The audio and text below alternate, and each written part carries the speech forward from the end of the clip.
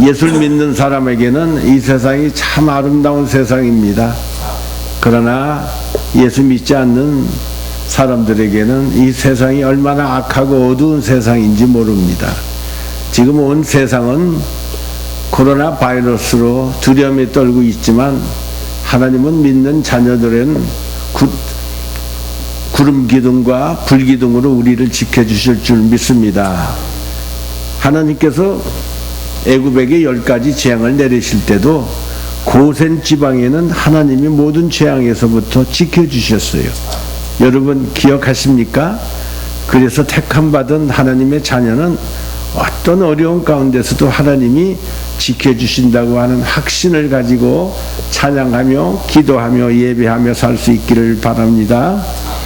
우리는 하루하루를 참 바쁘게 살고 있습니다. 어른들만 바쁘게 사는 게 아니에요. 우리 애들도 얼마나 바쁘게 사는지 몰라. 그래서요, 다 쉴 틈이 없어요. 이런 세상 가운데서 우리 오늘 본문 말씀은 세월을 아끼라고 말을 하십니다. 이 말씀은 시간을 허비하지 말고 바쁘게 살라는 말이 아니에요. 복음을 위하여 또한 전도를 위하여 선하고 착한 일을 행할 수 있는 기회가 주어졌을 때 그 일을 위해서 최선을 다하라는 뜻인 것입니다. 진정한 그리스도인은 하나님의 은혜로 산다는 걸 고백하며 사는 것입니다. 오늘도 찬양에서 은혜가 족하다고 그러잖아요. 우리는 정말 하나님의 은혜로 사는 사람들입니다. 십자가의 은혜로 여러분 우리의 모든 죄가 사함 받았습니다. 아멘입니까? 십자가의 은혜로 모든 저주가 성량되었습니다. 아멘입니까? 아멘. 십자가의 은혜로 우리는 영생을 얻게 되었습니다. 아멘입니까? 아멘. 십자가의 은혜로 우리는 축복을 받았습니다. 아멘입니까? 아멘. 축복을 받을 거가 아니고 우리는 이미 축복을 받은 사람이라는 것입니다. 그래서 이 놀라운 은혜를 깨닫고 믿고 고백하는 사람이 되어야 되는 것입니다. 우리의 인생은 아무 생각 없이 하루하루를 대충 그렇게 살기에는 너무나 소중하고 귀한 것입니다. 우리는 악한 시대에 살고 있습니다.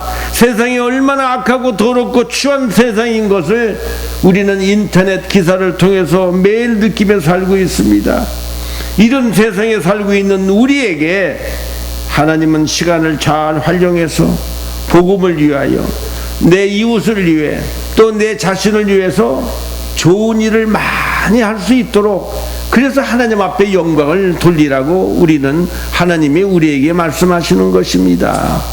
이 세상에는 많은 사람들이 함께 살고 있습니다만 우리가 이 세상을 떠나게 되면요 모든 사람이 다 함께 영원히 살 수 있는 건 아닙니다. 천국에서 살 사람과 지옥에서 살 사람으로 나누어지게 됩니다. 그러면 어떤 사람이 천국에서 살게 되고 어떤 사람이 지옥에 가서 살게 되는 것입니까? 예수 믿는 사람입니다. 예수를 나의 구주로 모시고 하늘에 계신 아버지 하나님을 나의 아버지라고 부르며 사는 구원받은 하나님의 백성들이 천국에서 살게 되는 것입니다. 마음이 착해서 돈이 많아서 아름다워서 그래서 천국 가는 것이 아니고 예수 그리스도를 믿음으로 말미암아 하나님의 자녀가 된 우리가 천국에 갈 수 있다는 것입니다. 그러면 구원받은 하나님의 백성들은 이 세상에서 어떻게 살아야만 되는 것입니까? 오늘 본문은 주의 뜻이 무엇인가를 생각하래요. 여러분 주의 뜻이 무엇인가 생각하면서 살고 있습니까? 또 지혜 있는 자같이 살아야 한다고 본문은 우리에게 말씀하시면서 술 취하지 말래요. 이는 방탕한 것이니 오직 성령의 충만함을 받으라고 우리에게 명령하고 있는 것입니다. 그 당시 에베소에서는요 신전제사에서 술에 취해서 춤을 추는 것이 그때 큰 자랑거리로 여겼대요. 게다가 영혼은 중요하게 여기고 육체를 무시하는 영지주의에 빠져 있어서 온갖 문란한 생활을 했다고 합니다. 바울은 이런 사회적 문화적 배경 가운데 살고 있는 에베소 교인들에게 술 취함에 어리석음을 범하지 말고 지혜로운 자와 같이 절제되고 경건한 삶을 살 것을 요구하고 있는 것입니다. 요새 예수 믿는 사람들 중에도 술에 취하여 사는 사람들이 많다고 합니다. 놀라운 건요, 특별히 여성들이 술을 그렇게 많이들 마신대요. 술에 대해서 잠언서 이렇게 기록하고 있어요. 아주 기가 막히게 자세하게 술에 대해서 얘기를 하고 있습니다. 재난을 당할 사람이 누구며 근심하게 될 사람이 누구냐, 다투게 될 사람이 누구며 탄식할 사람이 누구냐, 까닭도 모를 상처를 입을 사람이 누구며 눈이 충혈된 사람이 누구냐? 바로 늦게까지 술자리에 남아있는 사람들. 혼합주가 뭐예요? 폭탄주예요. 혼합주만 찾아다니는 사람들이 아니냐? 잔에 따른 포도주가 아무리 붉고 고와도 마실 때 순하게 넘어가더라도 너는 그것을 쳐다보지도 말아라. 그것이 마침내 뱀처럼 너를 물고 독사처럼 너를 쏠 것이며 눈에는 괴이한 것만 보일 것이며 입에서는 허튼 소리만 나올 것이다. 바다 한가운데에 누운 것 같고 돛대 꼭대기에 누운 것 같을 것이다. 사람들이 나를 때렸는데도 나는 아프지도 않고 나를 쳤는데도 아무렇지도 않다. 이 술이 언제 깨지? 술이 깨면 또 한잔 해야지. 이렇게 말할 것이라고 잠언서에서 너무나 자세하게 말씀하고 있어요. 우리가 술에 취해 방탕한 생활을 하지 않고 또한 세상과 구별되어 진실한 그리스도인이로서 살려고 하면 오직 성령의 충만함을 받아야 된다고 얘기를 하십니다. 그러면 어떻게 성령의 충만함을 받을 수 있습니까? 말씀과 기도에 힘써야 돼요. 그리고 자주 모여서 예배하고 교제함으로 깨어 있어야 합니다. 우리 교회는 술에 취해서 있는 분은 한 사람도 없는 줄 믿습니다. 화요일날 성경 모이지, 금요일날 기도회 모이지, 또 주일날 이렇게 모이니 언제 세상 친구 만나서 술 취할 기회가 어디 있겠습니까? 여러분, 우리는 이렇게 자주 모여야 돼요. 저는 오늘 우리 모두를 위해서 3가지 질문을 준비했습니다. 첫째 질문입니다. 하나님은 내 인생에서 무엇을 원하시고 계실까? 하나님께서 내 인생에 대해서 무엇을 원하고 계실까? 성경 전체를 통해서 우리가 알 수 있는 것은요, 하나님은 우리의 삶 전체를 원하고 계시대요.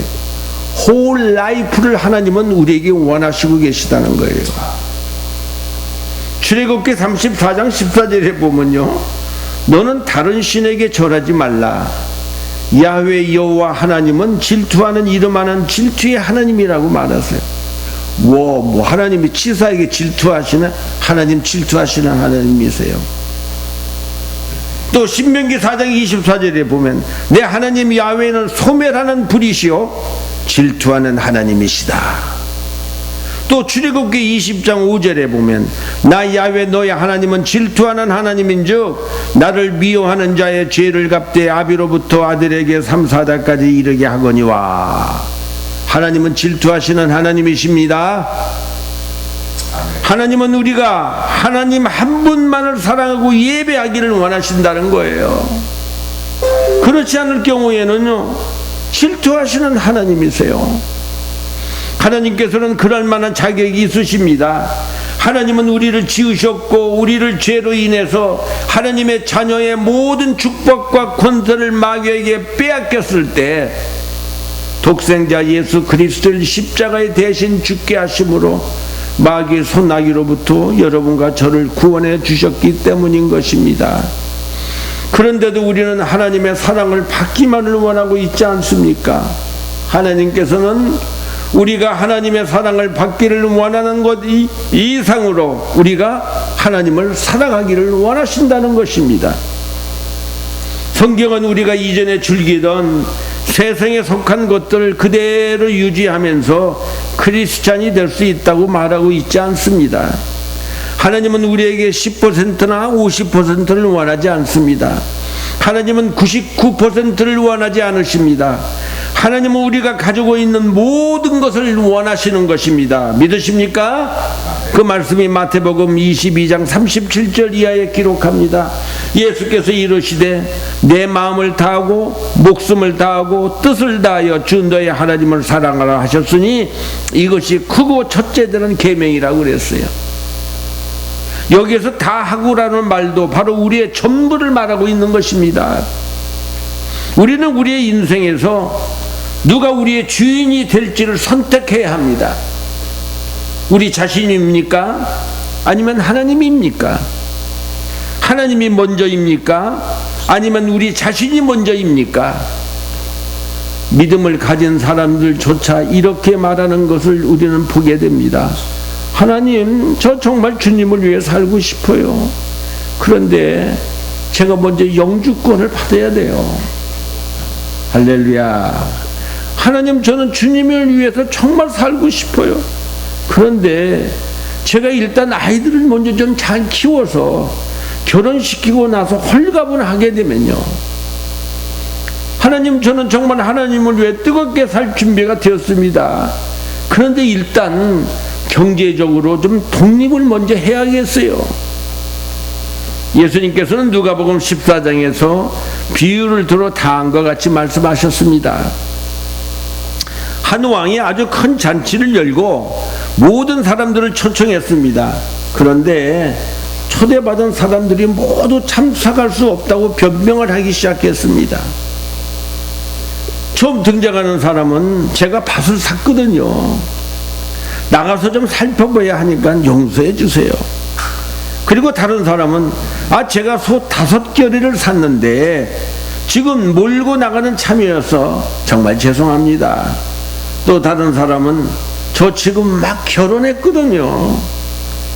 그래서 갈 수 없다고 말했습니다. 세 사람 모두 다 왕의 초대를 거절했습니다. 우리가 하나님께 자주 변명하는 것이 무엇입니까? 우리는 하나님께서 무엇인가를 먼저 해주시면 그때 우리의 전부를 헌신하겠다고 얘기를 합니다. 인생에서 행복하게 살고 싶으십니까? 우리가 하나님을 우리의 인생의 최우선으로 두면 하나님께서 우리의 인생을 책임져 주십니다. 잠언서 3장 6절은 다음과 같이 약속합니다. 너는 범사의 그를 인정하라. 그리하면 내 길을 지도하시리라. 너는 범사의 하나님을 인정하라는 것입니다. 그러면 내 길을 지도하시리라. 세상과 하나님을 양쪽에 걸치고 있으면요, 우리는 이 두 개를 다 잊어버리고 맙니다. 두 번째, 그러면 인생을 낭비하지 않으려면 우리는 어떤 대가를 지불해야 되는 것입니까? 대답은 의외로 아주 간단합니다. 그것은 바로 훈련입니다. 우리는 훈련받지 않고서는 절대로 예수님의 제자가 될 수가 없기 때문인 것입니다. 제자와 훈련, 이 두 말은 서로 깊은 연관을 가지고 있습니다. 훈련 없이는 그 누구도 예수님의 제자가 될 수 없습니다. 디모데전서 4장 7절은 망령되고 허탄한 신화를 버리고 오직 경건에 이르기를 연습하라고 말씀하고 있습니다. 경건에 이르기를 연습하는 것이 바로 훈련입니다. 그런데 예수 믿는 사람들이 훈련 받는 걸 원하지 않습니다. 교육받는 걸 싫어합니다. 세상에 공부 좋아하는 사람 없거든요. 훈련은 지금 내가 만족을 누리고 있는 세상적인 것들을 내려놓는 것이 바로 훈련입니다. 훈련은 나중에 더 나은 즐거움을 누리기 위해서 나 자신과 싸우는 것입니다. 우리에게 계속되는 반복되는 것이 습관이 되면요, 그것이 나의 삶의 일부가 되고 삶 전체가 그 습관으로 인하여 다듬어지고 통제가 되고 훈련이 되는 것입니다. 이처럼 우리의 삶을 변화시키기 위해서 우리가 해야 할 일은 바로 우리의 습관을 바꾸는 것입니다. 사도 바울은 우리에게 마치 운동을 하면 우리의 몸을 건강하게 만들듯이 훈련을 받아서 영적으로도 좋은 상태를 유지하라고 권면하고 있는 것입니다. 여기에는 두 가지 훈련이 필요합니다. 하나는 내려놓는 훈련이고 또 하나는 올바른 선택을 하는 훈련인 것입니다. 나는 무엇을 요새 내려놓아야 하는 것입니까? 무엇을 내려놓고 있는 것입니까? 나는 어떤 올바른 선택을 하고 있는 것입니까? 올바로 선택해야 되는 것이 과연 무엇입니까? 히브리서 12장 1절은 모든 무거운 것과 얽매이 쉬운 죄를 벗어버리고 인내로서 우리 앞에 당한 경주를 경주하자고 말합니다. 달리기 선수가 좀 더 빨리 뛸 수 있기 위해서는 어떻게 합니까? 거치장스러운 건 다 버려야 되는 겁니다. 어떤 미친 마라톤 선수가 여기다가 5만 금부처 같은 목걸이를 하고 여기다가 막 치장하고 뛰는 사람 맞습니까? 그냥 뺄 건 다 빼고 그냥 굉장히 가벼운 옷을 입고 뛰는 모습을 우리가 보게 됩니다. 우리가 최상의 것을 얻기 위해서는 세상적인 좋은 것을 포기할 수 있어야 합니다. 새로 산 옷을 입으려면 우리 헌옷을 버려야 되잖아요. 나 이 헌옷 아까워서 난 못 버리겠어. 그러면 새 옷 아무리 사도 새 옷 입을 수가 없는 것입니다. 새 옷을 샀으면 헌옷은 버려야 되는 것입니다. 이렇게 우리의 삶에 하나님을 최우선순위로 모셔드리려면 우리는 다른 어떤 부분을 잘라내야만 된다는 것입니다. 우리의 인생은 많은 것들로 인하여 너무나 바쁘고 분주합니다. 매일 열심히 일하는 것과 확실한 목적을 가지고 사는 것은 완전히 다릅니다. 많은 일들로 우리의 몸이 녹초화되는 것은요, 결국 성공적인 삶이 될 수가 없다는 것입니다. 그렇기 때문에 우리는 어떤 것을 그만두어야 할 것인가를 스스로 질문해 봐야 됩니다. 여러분, 우리 모두에게는 다 24시간이 있습니다. 어떤 사람에게는 48시간이 있는 게 아니거든요. 그렇기 때문에 우리는 어떤 것을 그만두어야 할 것인가를 스스로 질문해 봐야 되는 것입니다. 누가복음 10장 40절에 예수님께서 사랑했던 두 사람의 얘기가 나옵니다. 바로 마리아와 마르다입니다. 예수님이 어느 날 이 자매의 집을 방문했습니다. 그리고 성경은 이렇게 말합니다. 마르다는 준비하는 일이 많아 마음이 분주한지라. 마르다는 마음이 분주하대요. 준비하는 일이 많아서. 예수님이 오시니까 얼마나 맛있는 걸 준비해야 될지, 집에 청소도 좀 해야 되고, 얼마나, 여러분, 각자기 여러분의 집에서 구역 예배를 보면 그 전날 우리는 막 난리 나는 거 아닙니까? 청소 안 하던 것도 막 청소해야 되고, 화장실도 막 청소해야 되고, 수건도 좀 걸어놓고, 하여튼 그날 한번 대청소하는 거예요. 그래서 그 구역 예배 돌아가면서 한 번씩 하는 것도 괜찮은 것 같습니다. 마르다가 그랬어요. 말 그대로 마르다는 준비하는 일이 너무 많아서 마음이 분주했다는 거예요. 그녀는 또 예수님께 와서 주여, 내 동생이 나 혼자 일하게 두는 것을 생각지 아니하시나이까 저를 명하사 나를 좀 도와주러 하셨소. 예수님에게 부탁까지 했어. 저 동생 얌체는 말이야, 나를 안 도와주고 예수님 무릎 앞에만 다 앉아 있다는 것이죠. 그러나 마리아는 예수님의 팔 앞에 앉아 있었어요. 언니가 뭐라고 해도 듣지도 아니하고 예수님과 함께 교제하기를 원했습니다. 그런데 예수님은 마르다에게 이렇게 말씀하십니다. 마르다야, 마르다야, 네가 많은 일로 염려하고 근심하라.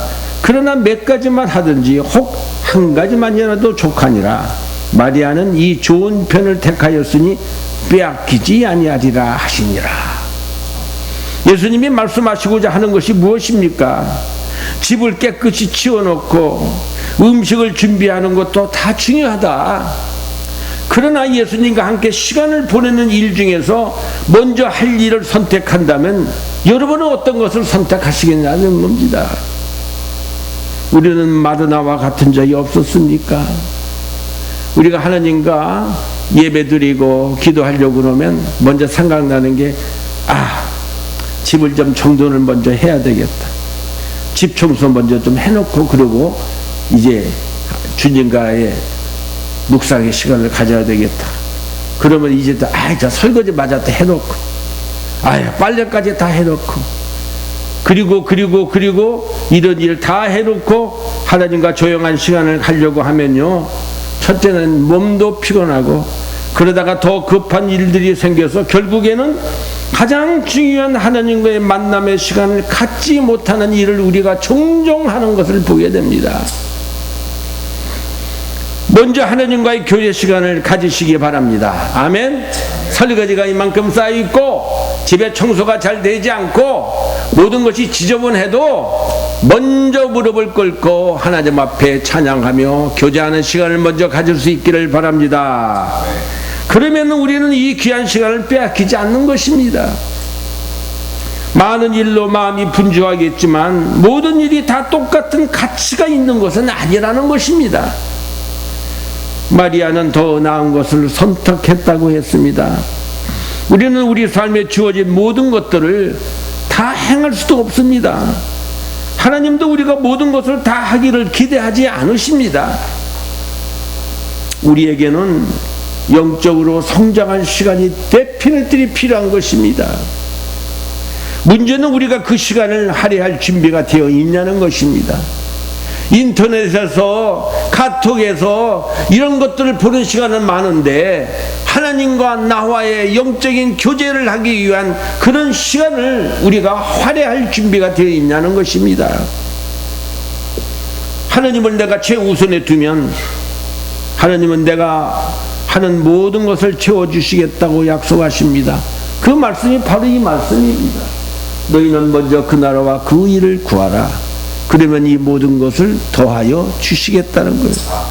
네가 하나님 제일주의로 살면 내가 너에게 능력이 되고 내가 너의 방패가 되고 내가 너의 피난처가 되어주고 내가 너의 하는 모든 일을 더하여 주시고 책임져 주시겠다고 하시는 말씀이에요. 그런데 네가 하나님과 그 나라를 먼저 구하지 않으면은 그 다음에는 어떻게 살아야 돼요? 내 인생 내가 주인이 돼야 되는 거예요. 그러니 내가 얼마나 어렵고 힘이 듭니까? 여러분, 이제부터는 하나님 제일주의로 살 수 있기를 바랍니다. 영적인 교제 시간을 마귀에게 빼앗기지 마시기 바랍니다.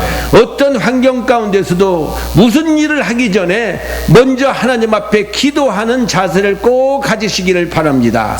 그러면은 희한하게 하나님이 힘이 되어 주시고 무언가가 돕는 손길이 와서 우리의 삶에 아름다운 열매를 맺는 것을 간직하며 살 수 있다는 것입니다. 세 번째, 그러면 왜 나는 훈련을 받아야만 되는 것입니까? 그냥 이렇게 해서 예수 믿고 천국 가면 되는 거지 왜 꼭 이렇게 훈련을 받아야 돼요? 얼마나 바쁜데.